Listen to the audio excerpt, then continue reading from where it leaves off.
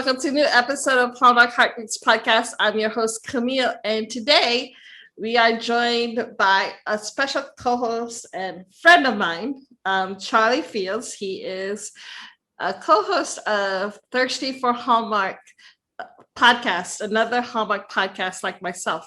Charlie, you want to introduce yourself a little bit more? Yeah, I live in Aspen, Colorado. I've been watching Hallmark movies for many years and really just wanted somebody to talk about them with and wanted to reach and communicate with other people who watch Hallmark. So I started my podcast in January with my good friend Mary, who also loves them.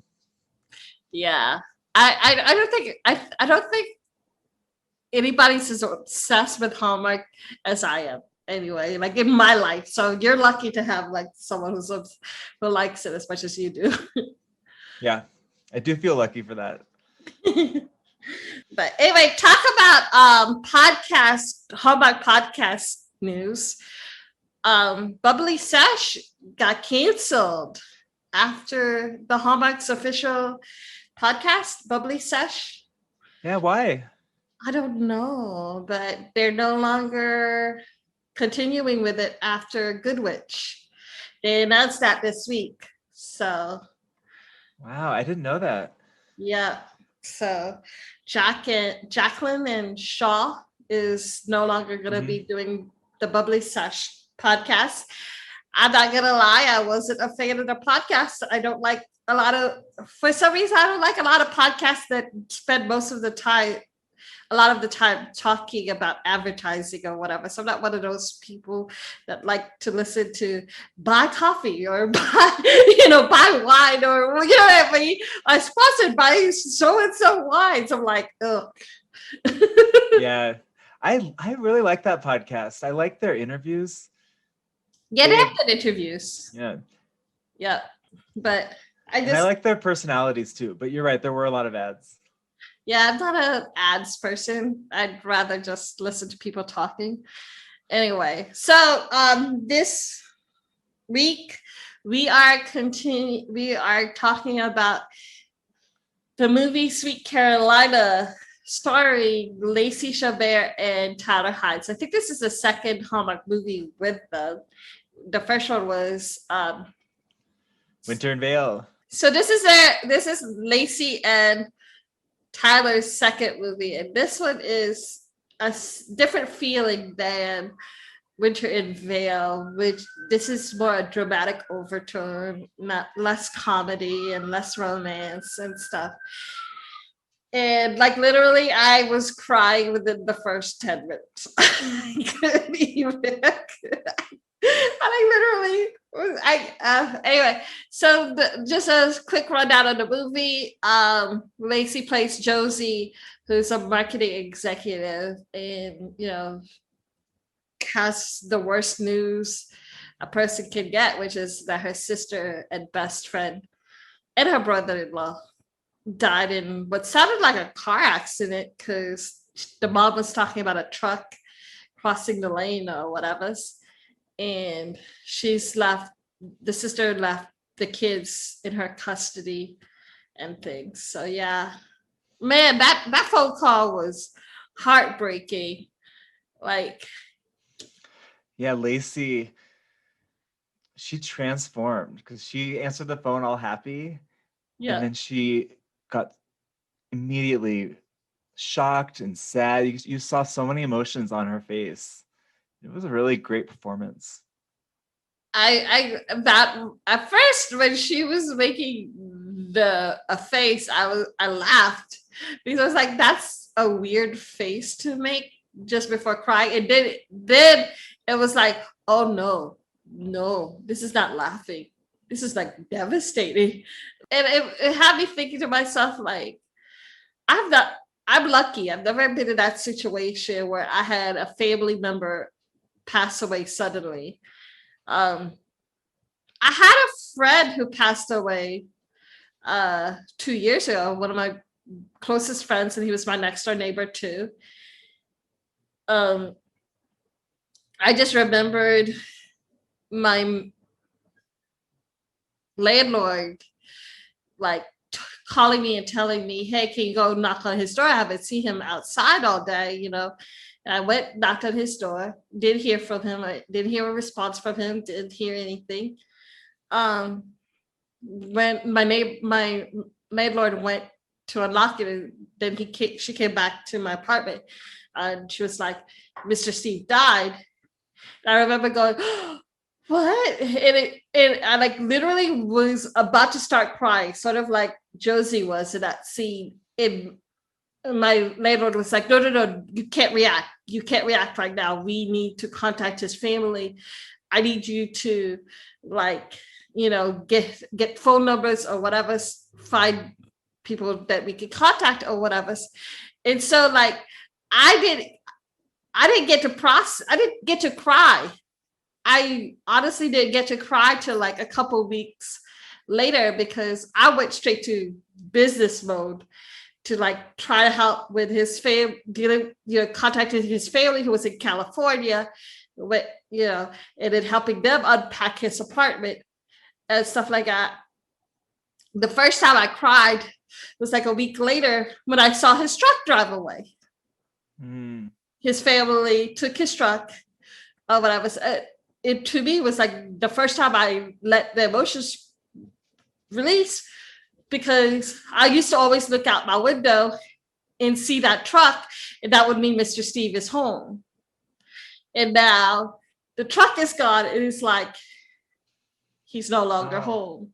You know what I mean? Yeah, that's sad. It's too bad that you weren't allowed to just feel it at the moment and then maybe do the business stuff after.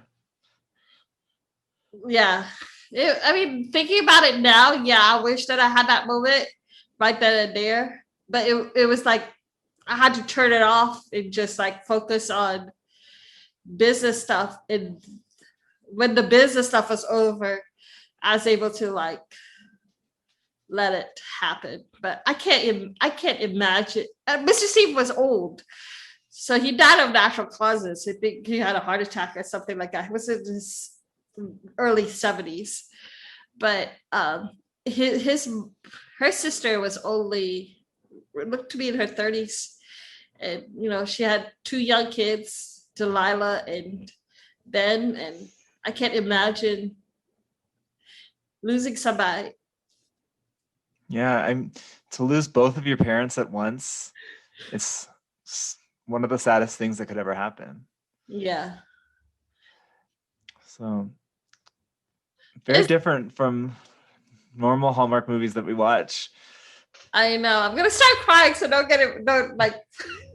Yeah. Well, around that part of the movie, I heard Mary to my left laughing. And I look over, but she wasn't laughing. That was just kind of how it sounded when she was crying. And she was like, Charlie, where are the tissues? You weren't crying. Not at that moment. I cried a little bit later. Yeah. I think I cried during the funeral. Yeah. When they were showing the son outside, kind of wanting to be alone. Yeah. But that was very sad. Josie, leave him alone. Let him. That's why he was out there, so that he could like. One thing that was great about this movie is how with each family member, you kind of saw how each person grieved and how they like went on their own journey of grieving. I love the fact that each character sort of went through their own grieving process. The son kind of wanted to isolate himself and just like be left alone or whatever, and Delilah was, you know, more open to like wanting help and more open with her emotions and more talking or whatever. And the dad pretty much went through anger. It sounded to me like the dad was like just angry and stuff, and the mom. And he also went into doing stuff. Yeah. Just trying to push it out of his mind. Yeah. Yeah. And so, but this is where they meet the lawyer after the funeral, and I guess the grandparents expected them to be the ones who get custody of the kids, but it was Josie who got custody of the kids, legal guardianship and stuff. And this is the thing that most people do is, you select godparents, right? You select a godmother, godfather. You like sometimes have a casual conversation with a friend or with a sibling and say, if something were to happen to me, can you take care of my kids or whatever? And we all say yes, because of course I'd take in your kids. Duh, that's not even gonna be a question. But you also say yes in hopes that you never have to. So it's like it hurts when you actually have to. You know what I mean? Yeah, and I did wonder why she didn't have that conversation, because Josie was shocked. She didn't know that she was named the guardian. No. But you know what? My sister has 2 kids, and I don't know who she has as the guardian. Maybe you should ask her. I should, yeah. How old are your niece or nephew? They are 13 and 10. Mm. Yeah. Yeah, kind of close to the ages of these kids. Yep. They're maybe 15 and 13 or something, pre-teens, teenager years. Mm-hmm. But Tyler also put on his Twitter that his brother asked him the same question. Like, I saw that. Yeah, he was like, my brother had just asked me last year, if something were to happen to him and his wife, would he take his niece and nephew or whatever, nieces? And he didn't say whether he would, but I would assume he would. But I would, this movie kind of hit home to him because he just had that conversation. And like I said, we do that. We have conversations with people, but we just never we say yes, but we just never expect it to be Mm-hmm. And stuff. You say yes, hoping that doesn't happen, and then when it does happen, you're like, holy crap, what? Mm-hmm. But yeah, so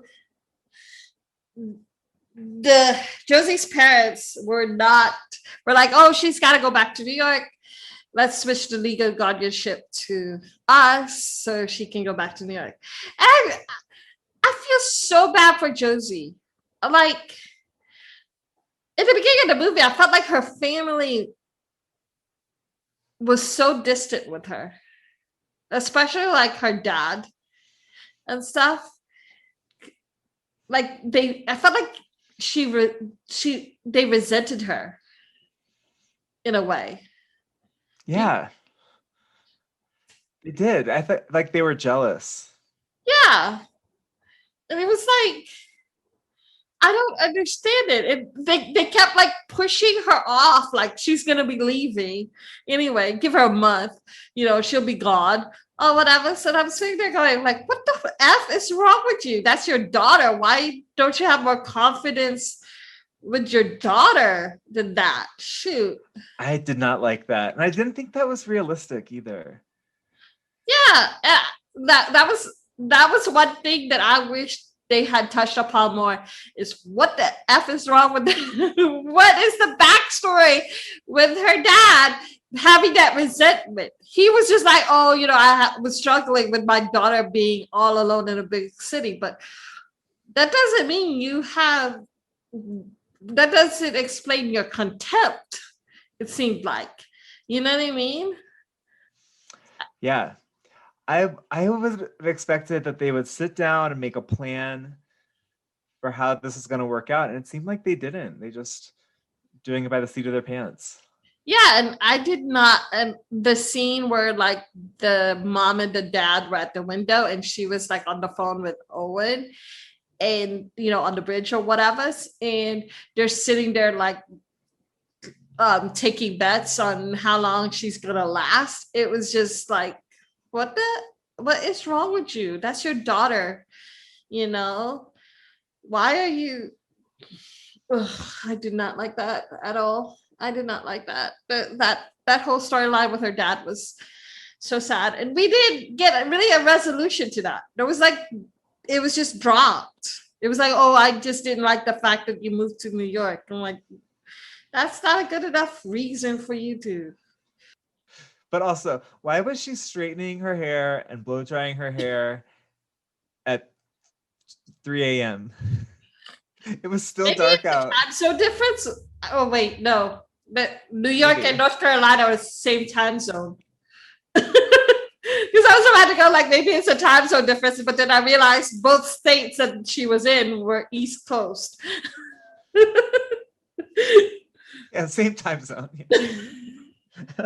Like I would understand if she went from like New York to California, then there's a 3-hour time difference, and it would be like her doing her hair at 3 a.m. would be understandable because that's 6 a.m. in New York time. You know? It's little things like that in Hallmark movies that bother me so much. It doesn't take a lot of time to fix that. Like, Lacey, come on. Lacey should have just raised her hand and said something. She probably produced it, right? Yeah, she did. This is her 26th movie, Hallmark movie that she made. 26. And her the first movie that she created and executive produced for Hallmark. Like she created this movie from the beginning. Wow. But yeah, this is also why I think that I shouldn't hate on Lacey because I do like her. She's a great actress and stuff, but the movie was too centered around Josie. I feel like there was so much lacking on everybody else. Because again, there's the storylines with the dad. I'm more intrigued with that. Like, why are you hating? Why are you hating on your daughter? What did she do to you? Where is this coming from? And you're right, it could be jealousy because it seems like he owns a restaurant in North Carolina, and now his daughter is like, successful in a big city or whatever. So maybe he's jealous that she got to make it big in a big city, but you're still her dad. Why? I do have a theory that he was being extra mean to her because he wanted her to leave soon. And he thought if she didn't leave soon, she would stay, but then leave later. And then that would be harder on the kids. Yeah. I don't know. Yeah, there's just so many things. The kids go back to normal pretty much, normal schedule pretty quickly after the funeral. They go back to school and they go back. The girl goes back to basketball practice, which Cooper was her coach and stuff. And Cooper and Josie has a history of being high school sweethearts. They were prom king and queen. Yeah. And I actually got a tweet from Lacey. Really? I'm going to put it on a frame because on their dancing, I was like, I like the song that they're dancing to. What song is this? And she retweeted me, and she also quote retweeted me saying that it was Collide by Howie Day or whatever. And and then I asked if Glenn Gordon, who played Ben, was really playing the guitar in that scene, and she was like, "Yeah, that's really Glenn." So I got 2 responses from her. You mean that the son? The actor? Wow, he was a good guitar player. Glenn actually does play guitar in real life, but I guess to learn how to play that song in particular, he took special lessons from somebody else. So yeah, his Twitter bio says 15-year-old actor and musician. Dang, these kids are young. So yeah, Lacey said that was him actually playing the guitar on that song and stuff. So, but yeah, he did a pretty good job. And like that's when See, this is the thing. This is why I had a problem with the ending. People kept saying that they saw sparks between Tyler and Lacey throughout the movie. And I did too, just a little bit. But it wasn't romantic sparks. You know what I mean? It wasn't like romance. It was like friendship and, support and a little teasing kind of thing. But not, I'm in love with you and let's get together and, like attraction. Yes. You're right. I agree. Yeah, I didn't see romantic sparks with Lacey and Tyler in this movie. And I think, and it's good because I do, like I said before, this is not the rom-com that we are used to. It would be weird if all of a sudden, like you see Lacey and Tyler going goo-goo eye at each other across the funeral home. Mm-hmm. You know what I mean? But also that's why that whole kiss and everything else was just so out of the blue. Like if this movie didn't end with a kiss, if there was one movie that would not have ended with a kiss, this would be it. You know what I mean? Like it wasn't needed. It wasn't necessary. It was, anyway. So there are a couple of good, I do have to say though that there are some funny parts in this movie to break up the sadness and the anger and stuff. And the funny parts are my favorite, because the proposal. Oh yeah. I love that scene.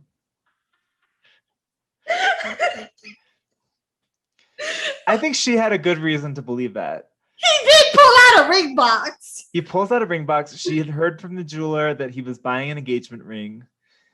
And he was putting on the charm with her. Yeah, he was talking about their first her out kiss all the time. and stuff.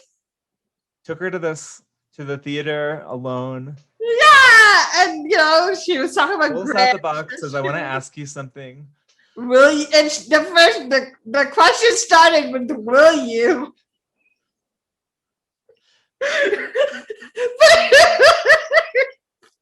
Tyler's face. He did not say a word for like 2 minutes, but I swear to God, his face was just like a whole conversation. Somewhere in like Josie's rant or whatever, he must have caught on that she was talking about, she thought it was marriage. So he tried to string her along even more by saying, okay, that's fine, I'll just ask another person. And then the other scene was when they were throwing flour at each other. Yeah, I like that. Yeah. And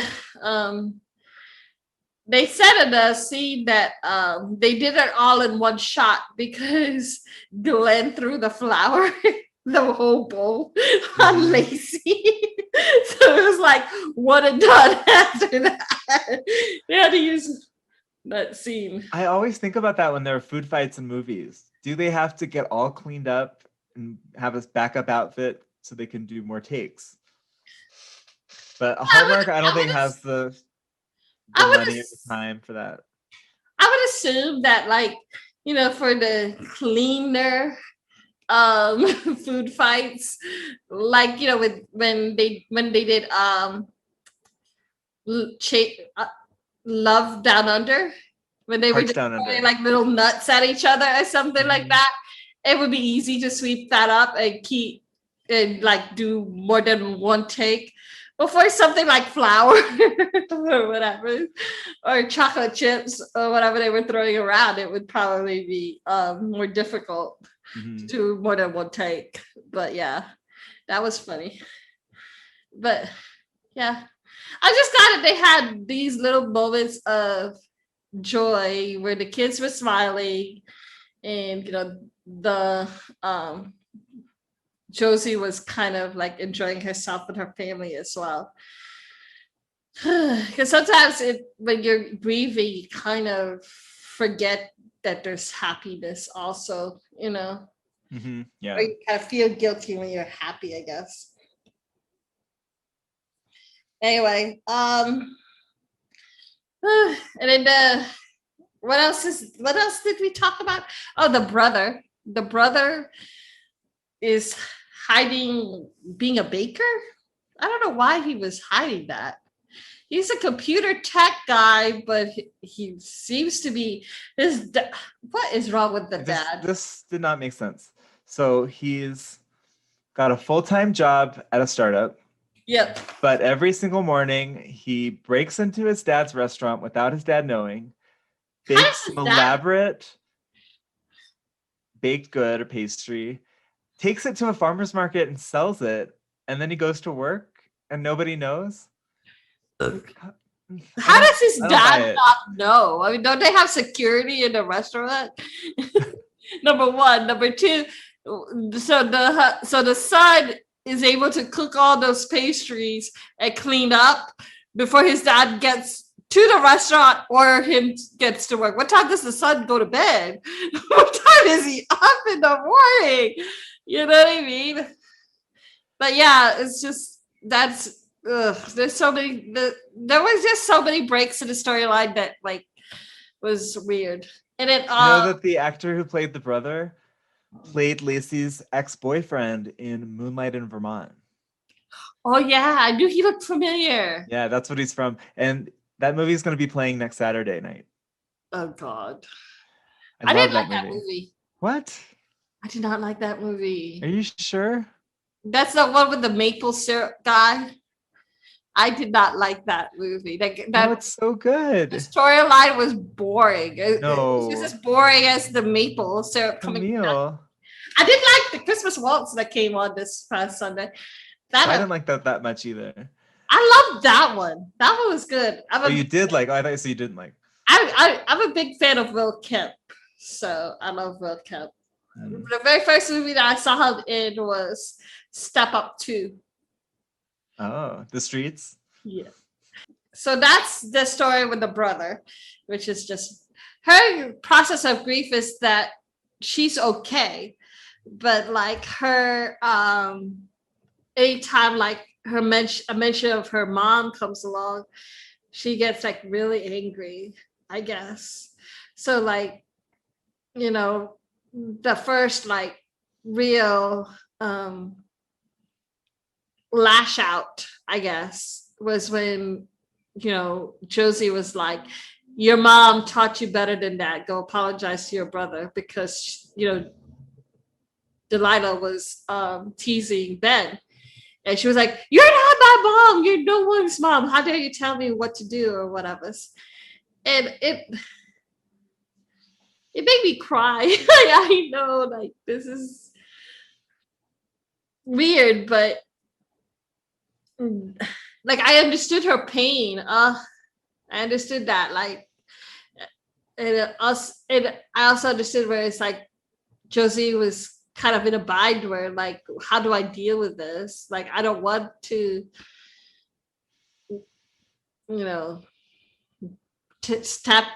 take a step towards them being their mom, not take away from them being mom, but how do you balance that? Yeah, I mean, it's easy to be a guardian when you're going to the zoo or doing fun things, but when you have to be serious and discipline the child, that must be really difficult. Yeah. And then same with when Josie found her sister's bracelet that she got her when she was 16, and had the good idea, what I thought was a good idea of passing it on to Delilah and adding a basketball charm for her and stuff like that. But when she gave it to Delilah, again, Delilah wasn't happy with it, which is understandable, but also at the same time, this is why in the last couple of minutes of the movie, there was so much it was so distracted from the rest of the movie, because by then Delilah is okay with the bracelet and she's talking to her classmates about it and talking about how it's her mom's and stuff like that. And I'm sitting there going, you were just angry like, a couple minutes ago about this bracelet. Like, how much time period was there between that dinner and this moment now? You know what I mean? Yeah, I wonder how much time there was. I was thinking a few weeks. Yeah. Yeah. I don't know. And then so that's the mom, that's the two kids' way of grieving for their mom. And then like the mom, we didn't see much story behind her and how she grieved. She was just so busy taking care of Josie, I guess, taking care of everybody else and being sort of like that woman is everybody's mom in Hallmark. This is the end where, this is why I hate the end, because they had this beautiful storyline of grief, love, familial love, and, like true sadness. And it was like real depiction of like, what a family would go through if they lose someone in that way. And then, like I said, the last 3 minutes it seemed like Hallmark just remembered, oh yeah, we're Hallmark, so let's add on like the kiss at the end. That was it. And it was like, the whole movie, I didn't feel like there was any hints of romance really with what's her name? Josie and Cooper. I mean, did you? I did. When they were slow dancing at the dance, I thought there was a little bit in the cooking montage. There were some other times where I just felt like they did have a spark. But maybe it was probably a little premature to be kissing. But you also have to remember they were kissing in high school, so it's not such a big leap. No, but I mean, like they did. It's been about, I would assume, about 20 years since high school. I mean, Cooper was engaged already and stuff. So, my problem with the ending was it all happened so fast. I didn't catch that Lacey was going to do her job remotely and that some other, like the brother was going to take over the restaurant. That all happened so quickly. Yes. I thought there could have been more about Lacey's job, Josie's job. Yeah. I agree. That was a big plot point in the beginning. I love that whole scene where she did the Zoom meeting or whatever. So and she like, went off to pick up the kids or whatever. That was funny. Yeah, I wish that they had done more about the job too. And it was so weird because like she called her boss and was like, yeah, let's do a branch out here in North Carolina. And I'm like, a branch out where? Like, what are you gonna do?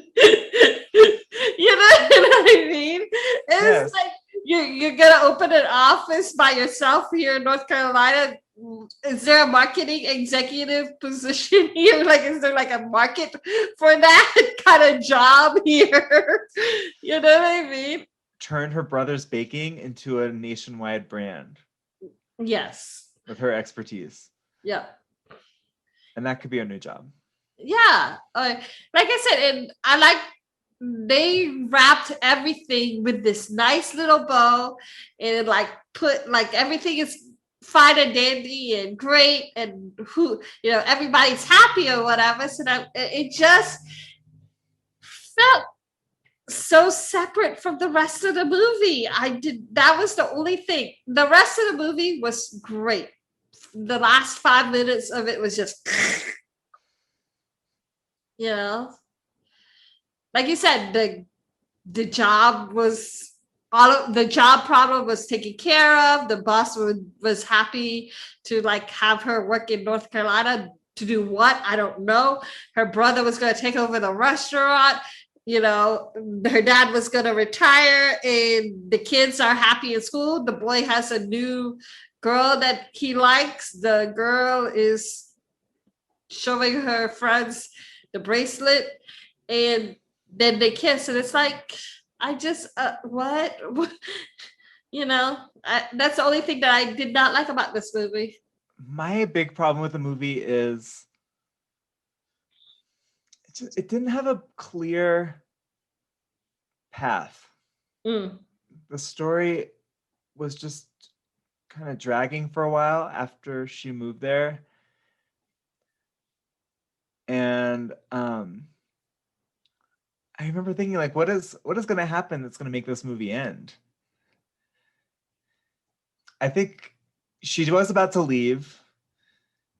Maybe that was supposed to be the big conflict, and then she decides to stay.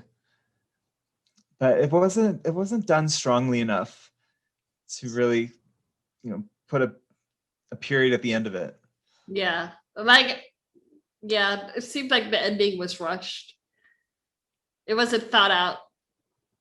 And I wish that it was thought out more. So how many stars would you give this movie and why? I know you do cupcakes, but I do stars here. You do out of 5? Yes. I give it 3. Okay, why? 3 stars because the performances were amazing. Lacey carried the movie great, and the kids even were such strong actors. And the writing I thought was great too. A lot of good lines, a lot of good dialogue. But there were just some problems with the story, and as I just said,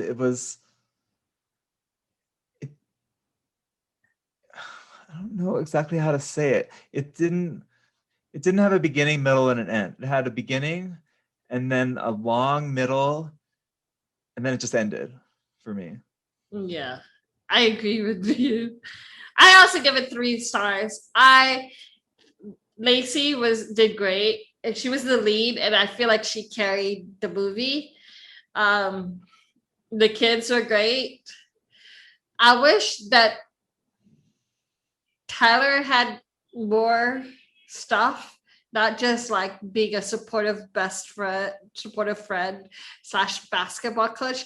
I understand he has said, you know, like in the promotion said, he's just there to support, he's just supporting, etc. And that's what his character did, is just support. And that's what he ended up supporting, you know, Lacey as well. So we didn't get a backstory of Cooper, but if you're gonna have a big star like Tyler, you gotta give him something. You know what I mean? It's you can't have a big star like Tyler in a movie like this and just give him no storyline, really. You know, because then anybody could have played Cooper, in my opinion. Even though Lacey says that she couldn't think of anybody else other than Tyler to do it. You get what I'm saying? But and the kids were great. The only negative that I could really take away from this is that, like I said, the ending was just a disappointment. I think the ending was just like a fast writing, really, really fast and lazy writing, in my opinion, because it didn't flow with the rest of the movie. It did not connect with the rest of the movie at all, in my opinion. You know, and then I really want to interview Tyler. I really want to interview Tyler. But yes, I think it'll happen. That's pretty much it for this movie. What do you have anything else to add that I may have forgotten? I want to add that this is just not my kind of movie. I watch Hallmark to escape to a fun, happy, romantic place. I don't want to watch people dying and dealing with the aftermath. So, I did think the movie was pretty good and it was done well. Yeah, it's not my thing. Yeah. Well, don't worry. I think that it'll get back to the regularly scheduled Hallmark movies in like 2 weeks. You can listen to me on all platforms of podcasts. That's Apple, Spotify, Google Play, Pandora, Podbean, Tune-in+Alexa, iHeartRadio, and YouTube. Stitcher. Huh? Stitcher also. Yeah, probably. I don't know. Pretty much all platforms. Yeah. I also have Buy Me a Coffee, which is you can join there are 2 levels of membership. For $1 a month, you can like have a voice on the podcast as to what movie I get to I will review for weeks that Hallmark doesn't have new movies. And for $5 a month, you get access to never released podcasts, as well as raw and unedited footage of interviews that I did. 15 minutes extra, 10 minutes extra that I added out. That's also on there. Also, the extra podcast that I will be reviewing this month is Birthday Wish, because this past Wednesday was my birthday. So this is my birthday month. Oh yeah. Birthday month, it's Birthday Wish. Follow me on Instagram so you get at Hallmark Heartbeats. Facebook, Hallmark Heartbeats Podcast, and Twitter, Hallmark Heartbeat 1. And then that's about it for me. What about you, Charlie? Do your thing, plug in. Okay, my podcast is called Thirsty for Hallmark. And you can follow us on Instagram at Thirsty for Hallmark and on TikTok at Thirsty for Hallmark. Yep. I try to put up some memes and cute videos, but I haven't posted in a little while because I've been really busy playing tennis. Apple, Spotify, Google, Stitcher. I don't know what else. Overcast is one. I've seen that we have listeners who listen on that. Oh, that's cool. Yeah. Yeah. I think our host just pushes it out to all these different places. I don't even know all of them. That's cool. Okay, so I think that's about it. Okay, so next week Hallmark does not have a new movie, but I will be posting a small little poll so you guys can choose which movie I should review. That poll would be a choice between 4 movies, which is Nature of Love, Love Takes Flight, Season of Love, and All Summer Long. So that's the little poster that I made. So help me choose which movie to review to prepare for summer. So whichever one wins the poll I will review next week. And then cool. We're taking a hiatus the next 2 weeks. They're actually doing a memorial. Hallmark is doing a Memorial Day marathon for next 2 weeks from today, the last weekend of Monday. So the last weekend of May, so Sunday and Monday, they will be doing 8 movies for the marathon. Anyway, and then after that would be You Had Me at Aloha starring Kavan Smith and Pascal Hutton, who is Lee and Rosemary on When It Calls the Heart. You asked about what's the storyline there. It says, when the host of a popular travel show resigns, the network enlists Paige, who's played by Hutton, to step in for the next season set in Hawaii. Unbeknownst to her, they also hired Ben, who's played by Smith, who likes to push everything to the extreme. You Had Me at Aloha. And then June 12th is The Baker's Son, and that stars Eloise Mumford and Brant Doherty. Eloise, I think, is from like Veterans Christmas, if I remember correctly. Matt. Oh, yeah, Mary said that. Yeah, Matt, who is played by Doherty, passion transforms his bread from bland to brilliant, but when his bread loses its magic, the island locals panic and turn to Annie, Matt's childhood friend and true love for help. And then June 19th is Her Pen Pal, starring Mallory Jansen and Josh Sass. All I know about this movie is that it's set in Paris and I believe Belgium. Ooh. The storyline is event planner Victoria can't wait to attend and plan her best friend's wedding in Paris. But when she finds out her ex is bringing a date, Victoria reconnects with her French childhood pen pal. And then Sand Dollar Cove, that's the one with Chad Michael Murray. Oh, yeah. Ali Michalka. Yes, I love Ali Michalka. I'm so excited.